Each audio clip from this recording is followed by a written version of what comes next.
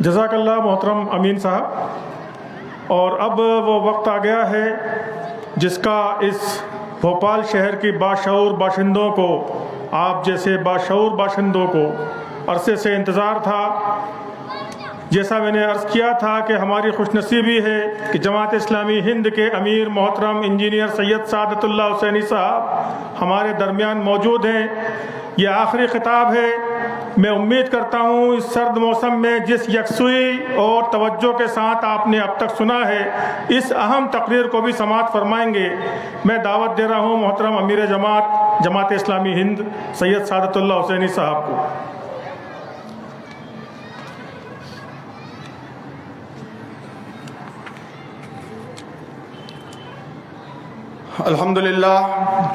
الحمدللہ رب العالمین والصلاة والسلام علی رسولہ الکریم وعلی آلہ واصحابہ اجمعین الی یوم الدین۔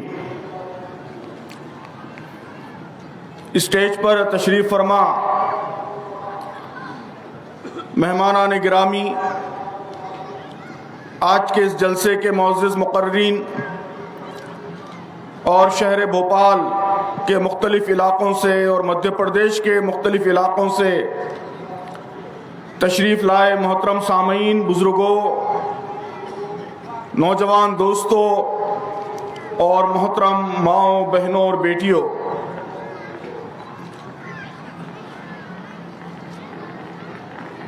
ایک ایسے وقت میں جبکہ پورے ملک میں ظلم کی، ناانصافی کی، نفرت کی، تفریق کی آندھیاں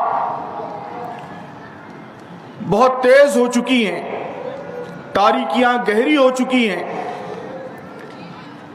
آج شہر بھوپال میں روشنی کی ایک نئی کرن پھوٹ رہی ہے۔ عدل و قسط کے عنوان پر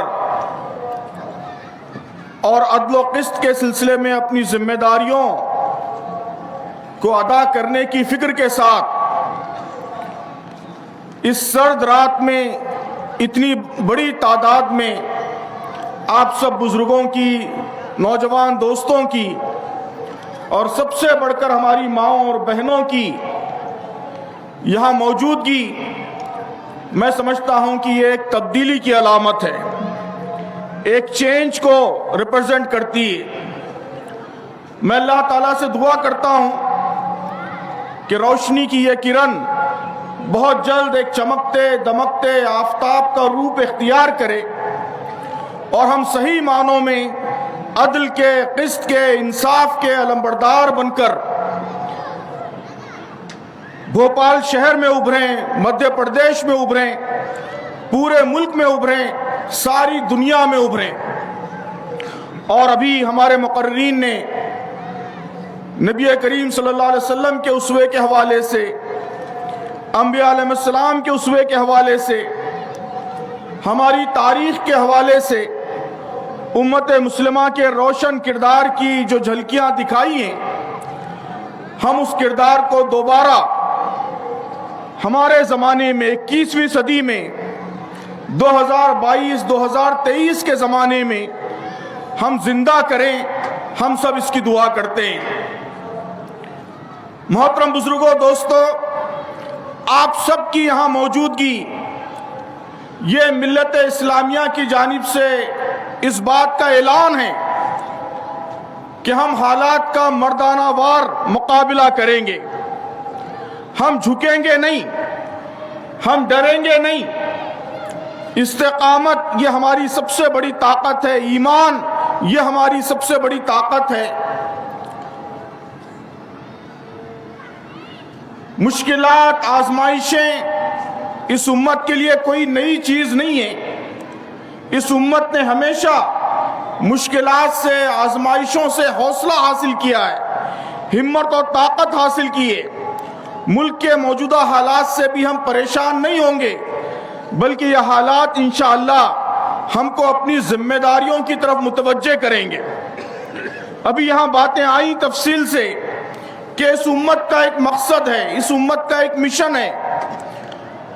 قرآن مجید میں عدل و قسط کا ذکر اس کثرت سے اور اتنے پیرایوں میں آیا ہے کہ ہمارے بزرگوں نے یہ بات لکھی ہے کہ عدل یہ اسلامی شریعت کا عنوان ہے، اس کا ٹائٹل ہے، اس کی سب سے اہم خصوصیت ہے۔ امت مسلمہ کی ذمہ داریوں کا اگر کوئی عنوان دیا جا سکتا ہے تو عدل و قسط کا قیام ہے۔ یا قرآن مجید کے حوالے سے باتیں آئیں کہ انبیاء علیہ السلام کی بعثت کا مقصد بھی اللہ تبارک و تعالیٰ نے قرآن میں فرمایا کہ عدل و قسط کا قیام یہ انبیاء علیہ السلام کی بعثت کا مقصد تھا۔ لقد ارسلنا رسلنا بالبینات وانزلنا معهم الکتاب والمیزان لیقوم الناس بالقسط، کہ اللہ تعالیٰ فرماتا ہے کہ ہم نے رسولوں کو اس لیے بھیجا واضح نشانیوں کے ساتھ، ان کو کتاب دے کر بھیجا، میزان دے کر بھیجا، تاکہ انسانوں کے درمیان وہ عدل و قسط قائم کریں۔ قرآن خود اپنے بارے میں کہتا ہے کہ یہ عدل و قسط کا بیان ہے، عدل و قسط کا منشور ہے، عدل و قسط کا مینیفیسٹو ہے۔ وَتَمَّتْ كَلِمَةُ رَبِّكَ صِدْقًا وَعَدْلًا، کہ تمہارے رب کا کلام سچائی میں، انصاف میں، عدل میں کامل ہے۔ قرآن نے ابھی حوالے آ چکے ہیں آیتوں کے کہ خاص طور پر یہ تاکید کی ہے کہ ہمارے عزیز و اقارب ہوں، رشتہ دار ہوں، ہمارے دوست ہوں، دشمن ہوں، ہر ایک کے ساتھ ہمارا جو تعلق ہوگا، ہمارا جو رشتہ ہوگا وہ عدل کا رشتہ ہوگا، انصاف کا رشتہ ہوگا۔ ہماری نفسیات کو محسوس کر کے قرآن مجید نے خاص طور پر تاکید کی کہ لا یجرمنکم شنآن قوم علی الا تعدلوا، کہ کسی قوم کی دشمنی، دشمن قوم کی دشمنی بھی تم کو عدل سے پھیرنے نہ پائے۔ دشمنوں کے ساتھ بھی انصاف کرو، اعدلوا هو اقرب للتقوی، کہ انصاف کرو کہ وہ تقوی سے قریب تر چیز ہے۔ محترم بزرگوں اور دوستو، فرقہ پرست طاقتیں وہ یہ چاہتی ہیں کہ ہم اپنے خول میں بند ہو کر رہ جائیں، ہم صرف اپنے مسائل میں گرفتار ہو کر رہ جائیں، ہمارا تحفظ، ہمارا پروٹیکشن، ہمارے مسائل، ہماری الجھنیں یہی ہمارے حواس پر چھائے رہیں، اسی میں ہم الجھ کر رہ جائیں۔ گزشتہ 70 برس کی تاریخ کا آپ جائزہ لیں گے تو آپ محسوس کریں گے کہ یہی فرقہ پرست طاقتوں کی ہمیشہ کوشش رہی ہے کہ یہ امت جو ایک نظام عدل کی علمبردار امت ہے، جس کے پاس سارے انسانوں کے لیے عدل کا، قسط کا، انصاف کا پیغام ہے، عدل کا نسخہ ہے، وہ اس نسخے کو لے کر کھڑی نہ ہونے پائے، بلکہ اپنے مسائل میں الجھ کر رہ جائے، اپنے پرابلمز کو سالو کرنا، اپنے آپ کو محفوظ رکھنا، یہی اس کی واحد دلچسپی بنی رہے، اپنے ڈیفنس، اپنے دفاع، اسی کے تقاضوں میں یہ الجھ کر رہ جائے۔ محترم بزرگوں اور دوستو، اب ہم سب کو یہ اعلان کرنا ہوگا، ہم کو یہ عہد کرنا ہوگا کہ انشاءاللہ ہم فرقہ پرست طاقتوں کی یہ سازش کامیاب ہونے نہیں دیں گے۔ ہم قرآن کے حکم کے مطابق ایک مقصد کے، ایک مشن کے علمبردار بن کر ابھریں گے، ایک اقدامی ایجنڈے کے علمبردار بن کر ابھریں گے۔ ہمارا پیغام اس ملک کے سارے انسانوں کے لیے ہوگا۔ ہمارے مقررین نے واضح کیا کہ ہم خیر امت ہیں، اخرجت للناس ہیں، سارے انسانوں کے لیے نکالے گئے ہیں۔ اللہ تبارک و تعالیٰ نے یہ امت سارے انسانوں کے لیے برپا کیے۔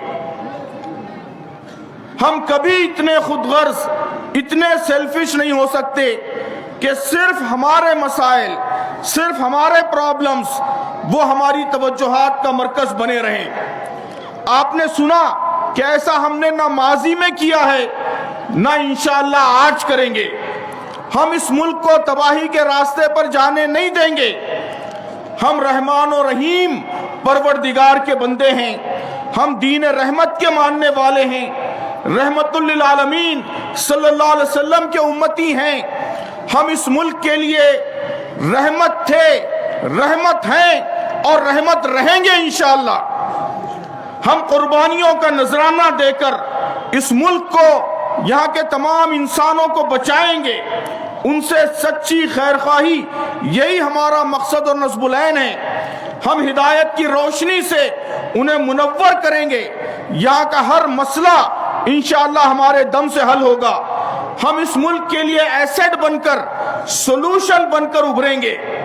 मोहतरम बुजुर्गों और दोस्तों, आजमाइशों की यह भट्टी इसीलिए जलाई गई है कि इससे हम कुंदन बनकर निकलें और अपना ये असल मकसद, अपनी ये असल जिम्मेदारी अदा करें।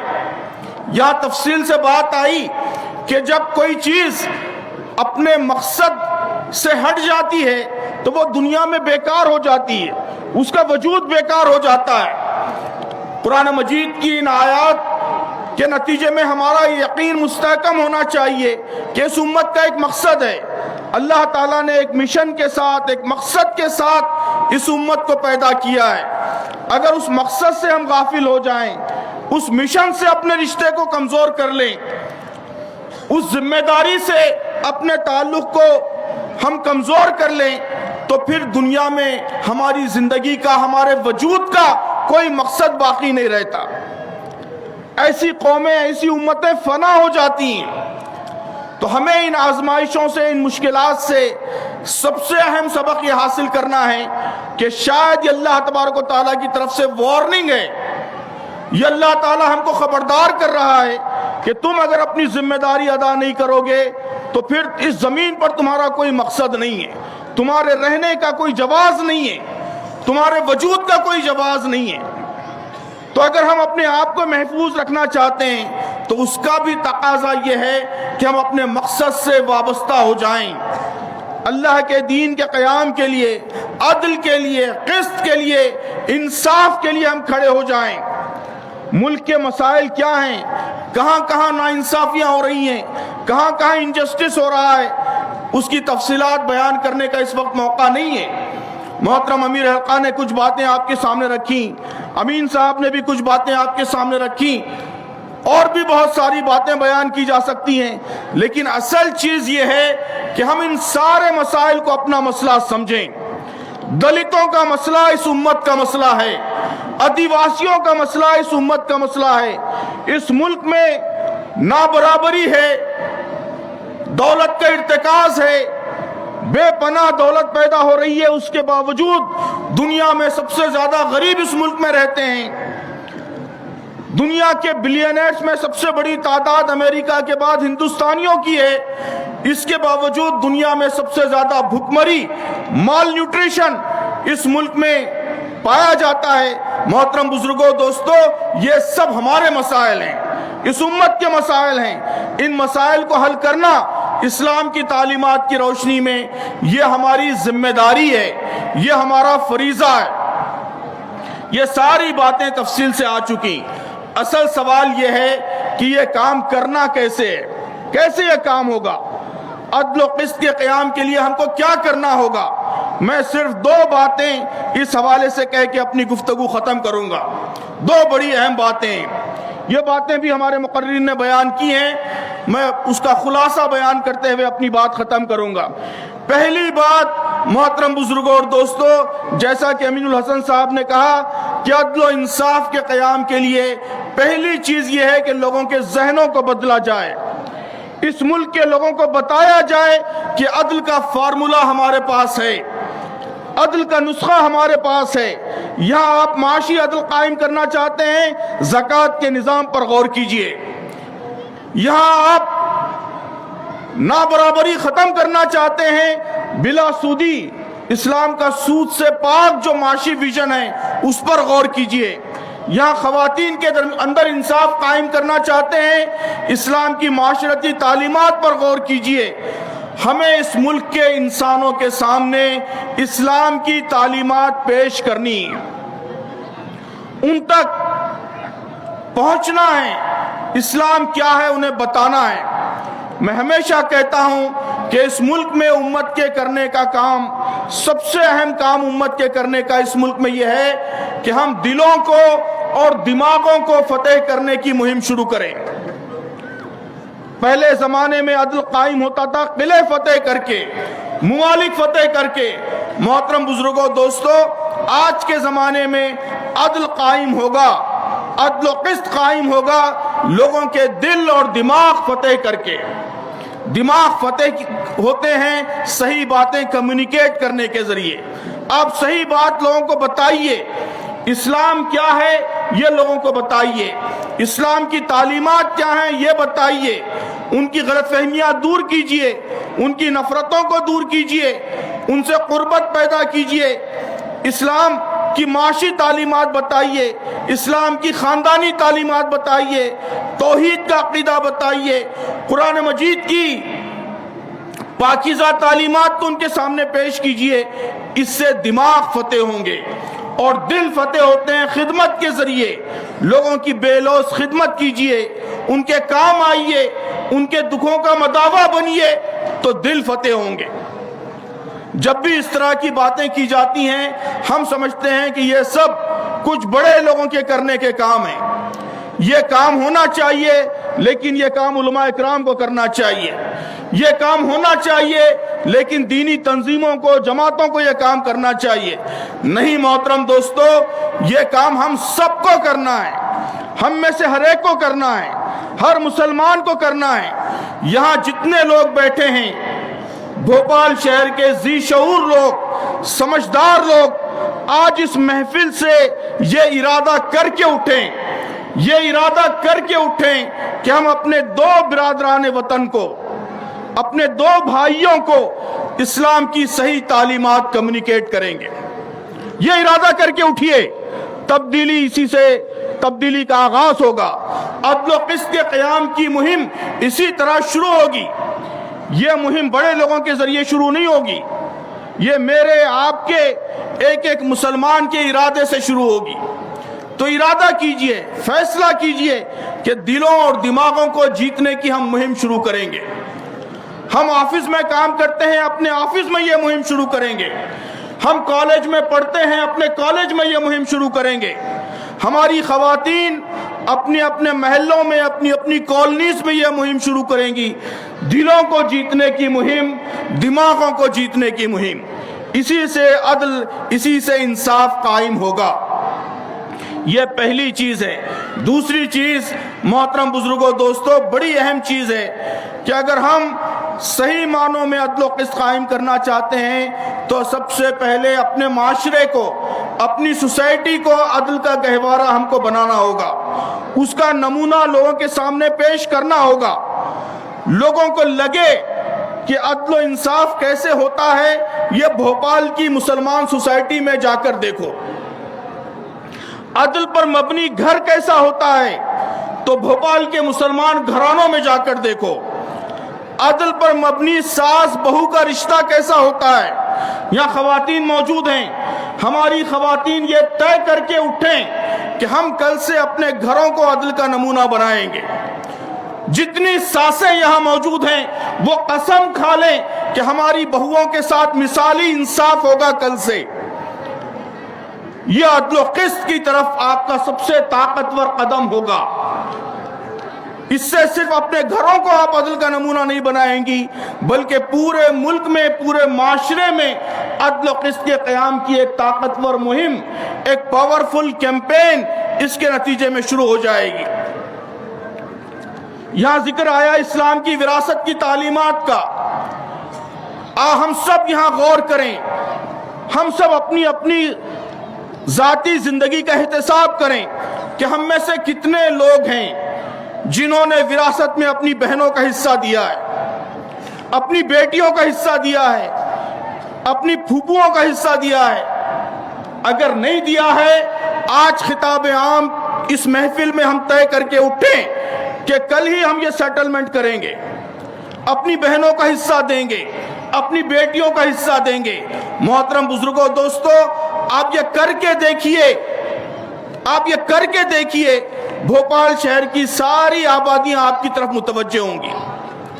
اگر یہ معلوم ہو جائے کہ مسلمان کسی زور کے بغیر، کسی جبر کے بغیر، قانون کے کسی پریشر کے بغیر والنٹریلی خواتین کو اپنی وراثت میں حصہ دیتے ہیں، اپنی زمینات میں حصہ دیتے ہیں، اپنی دکانوں میں، اپنی جائیدادوں میں बेटियों का, बहनों का हिस्सा मुकर्रर करते हैं। ये बात भोपाल शहर में आम होगी। यकीन मानिए इस्लाम की तालीमात का बहुत गहरा, बहुत पुख्ता, बहुत लॉन्ग टर्म असर इसके नतीजे में पैदा होगा। सारे प्रोपेगेंडे बेअसर हो जाएंगे। तो बड़ी बड़ी बातें करने से या सिर्फ पुराने वाकयात बयान करने से, तारीख बयान करने से अदल व क़िस्त कायम नहीं होता। अदल व क़िस्त कायम होता है छोटे छोटे इक़दामात करने से। अपने लेवल पर, मेरे घर की सतह पर, मेरी फैमिली की सतह पर, मेरे इंडिविजुअल की सतह पर जो कुछ मुमकिन है मैं वह करूँगा। उसके नतीजे में मिसाली माशरा अदल के उसूलों की बुनियाद पर, कुरानी उसूलों की बुनियाद पर जब माशरा वजूद में आता है तो उसकी बरकतें क्या होती हैं ये लोगों के सामने आएगा, और उसी से फिर पूरी दुनिया में, पूरे मुल्क में अदल व क़िस्त के क़याम की राहें हमवार होंगी। तो मोहतरम बुजुर्गों, अजीज नौजवान दोस्तों, मोहतरम माओ, बहनों और बेटियों, इस खिताब आम को तब्दीली का जरिया बनाइए, चेंज का एजेंट बनाइए। यहाँ से कुछ फैसले करके उठिए। दो बातें मैंने अर्ज की हैं। एक बात तो ये कि हमको इस मुल्क के बिरादरान वतन से, अपने गैर मुस्लिम भाइयों से ताल्लुकात कायम करने हैं। उनके दिलों को, दिमागों को जीतने की मुहिम कल से शुरू करनी है।